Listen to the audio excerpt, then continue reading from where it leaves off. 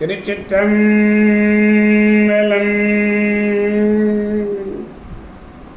மெய்யடியார் பெருமக்களே, இந்த நில உலகத்திலே உள்ள உயிர்கள் அனைத்தும் நோயற்ற வாழ்வும் குறைவற்ற செல்வமும் பெற்று சீரோடும் சிறப்போடும் வளமாகவும் நலமாகவும் வாழ்வாங்கு வாழ வேண்டும், வாழ்வாங்கு வாழ வேண்டும் என்று வாழ்த்தி மகிழ்கிறேன். அடியேன் திருமந்திர சுடர் நன்னிலம் ராமசாமி. அன்னம்பாலிக்கும் தில்லைச்சிற்றம்பலத்திலே அருள் நடனம் ஆடிக்கொண்டிருக்கிற நம்பெருமன் சிவபெருமன் குத்தப் பெருமன் அருள்மிகு சிவகாம சுந்தரி உடனவர் நடராஜ பெருமானுடைய பேரருளையும் மாப்பிள்ளைக்குப்பம் அருள்மிகு காமாட்சி உடனமர் கைலாசநாதருடைய பேரருளையும் அருட்பெருமார்களுடைய குருவருளையும் அடியார் பெருமக்களாகிய உங்களுடைய அன்புரைகளையும் வாழ்த்துரைகளையும் துணையாக கொண்டு மனம் வழி மெய்களாலே வணங்கி அடியேன் இன்று ஆறாம் திருமுறையிலே 50வது பதிகம். 50வது பதிகம் என்ன திருத்தலம்? திருவிழிமிழலை. இதுவரை ஞானசம்பந்தர் பாடிய திருவிழிமிழலை பாடல்களை கேட்டோம். அடுத்து அப்பர் பெருமான் 4ஆம் திருமுறை 5ஆம் திருமுறையில் பாடியதை கேட்டோம். இப்பொழுது 6ஆம் திருமுறையிலே திருத்தாண்டகம் 6ஆம் திருமுறை. அதில் ஆண்ட அரசும் ஆளுடைய பிள்ளையாரும் திரு ஆக்கூர் சென்று தாந்தோன்றி அப்பரை தொழுது பல பதிகளை எல்லாம் வரிசையாக வணங்கிக் கொண்டு அடியவர்களும் அறையவர்களும் எதிர்கொள்ளே திருவேழிமிழலையை அடைந்து பணிந்தபோது நாவரசராலே பாடப்பெற்றது இந்த திருப்பதிகம். இந்த பதிகத்திலே 3வது பாடலை பெருமானிடத்திலே நாம் விண்ணப்பிக்க வேண்டும். பாடலை நாம் முதலில் காண்போம். அன்று ஆலின்கீழ்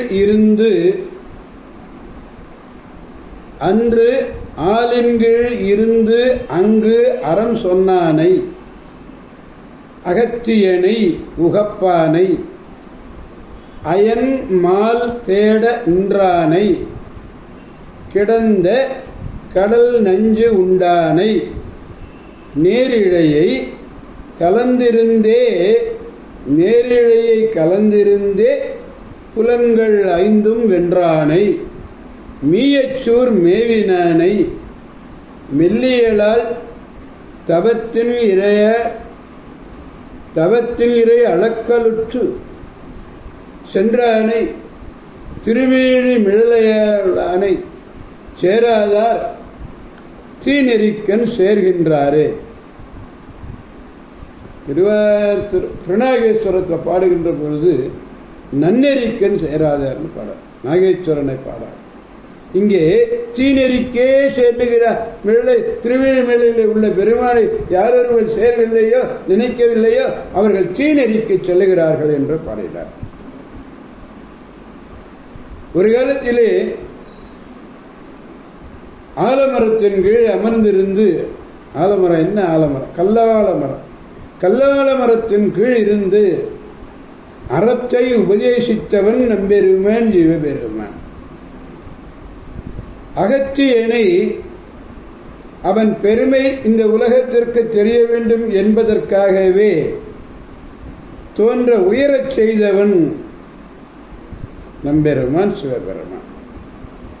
பிரம்மனும் திருமாலும் தேடி அவனுடைய முடியையும் அரியையும் காண முடியாது என்று நம்பெருமான் சிவபெருமான் எப்படி இருந்தார்? அனல் பிழம்பனாக இருந்தார்.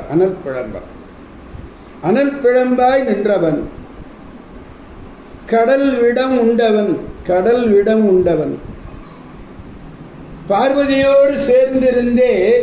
இதில் ரொம்ப அடியார்கள் மிக அருமையாக கவனிக்கணும். உமையொரு பாகன் இல்லையே அவரை பார்வதியோடு சேர்ந்திருந்தே அந்த பொறிவாயில் ஐந்தவித்தான். ஐம்பொறியையும் அடக்கியவன்.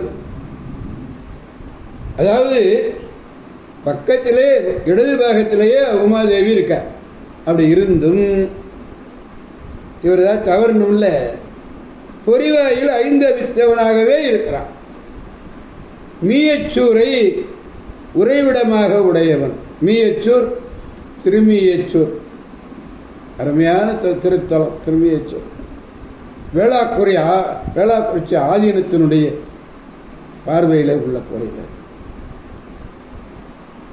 மீயச்சூரை திருமீயச்சூரை உறைவிடமாக விரும்பியவன். பார்வதியினுடைய தவத்தினுடைய சுண்மை என்றால் உறுதி. பார்வதி தவம் செய்கிற அது உறுதியை அளக்கச் சென்றவனார் திருவேழிமலையிலே எழுந்தருளி இருக்கின்ற பெருமானை யார் ஒருவர் சேரவில்லையோ அவர்கள் எல்லாம் தீநெறிக்கம் செல்கிறார்கள் என்று சொன்னார். அகத்தியரை உகத்தல். முனிவர்களிலேயே மிகச் சிறந்தவர் அகத்தியர். இது நிலம் வடதிசை தாழ்ந்து தென் திசை உயர்ந்த ஞான்று அகத்தியனை நீ தெற்கு நோக்கி செல் என்று அனுப்பினர். ஏன்? உலகம் சமநிலை பெற வேண்டும் என்பதற்காக. தான் போக முடியாது, தனக்கு ஈடாக ஒப்பாக உள்ளவனை அனுப்பணும்னு பார்த்தார். அப்போ இந்த முனிவரை அகத்தியரை அழைத்து தென் திசை சென்று வருக என்றார். நேரிழையை கலந்திருந்தே புலன்கள் ஐந்தும் வென்றானை. ரொம்ப மிக முக்கியமானது. அடிக்கோடிட்டு சிந்திக்கணும். உயிர்களுக்கெல்லாம் போகம் அமையணும். எல்லா உயிரும் இன்பமா இருக்கணும். போகம் இன்பம். எல்லா உயிரும் போகம் அமைதல் வேண்டி போக வடிவம் கொண்டார்.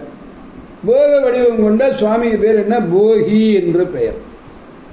போக வடிவம் கொண்டு போகி போல நிற்கும் அந்த அளவே அன்றி உண்மையில் அவன் போகிய இல்லை, போகி அல்லன். மீயச்சூர் என்பது சோழ நாட்டு திருத்தலம். நிறை என்பது தொன்மை உறுதி. சிவபெருமான் இமயமலையிலே உமையம்மை செய்த தவத்தை அளக்கச் சென்ற வரலாறு நம்ம கந்தபுராணத்திலிருந்து நம்ம விரிவாக தெரிந்து கொள்ளலாம். கந்தபுராணம் கேட்கும்போது பாடலை நாம் பெருமானிடத்திலே பாடி மகிழ்விப்போம். அன்று ஆளின் கீழ் இருந்து அங்கு அறம் சொன்னானை அகத்தியனை உகப்பானை அயன் மால் தேட நின்றானை கிடந்த கடல் நஞ்சு உண்டானை நேரிழையை கலந்திருந்தே புலன்கள் ஐந்தும் வென்றானை புலன்கள் ஐந்தும் வென்றானை மீயச்சூர் மேவினானை மெல்லியலால் தவத்தின் நிறை அளக்கல் உற்று சென்றானை திருவேழிமிழலையானை சேராதார் தீ நெறிக்கே சேர்கின்றாரே.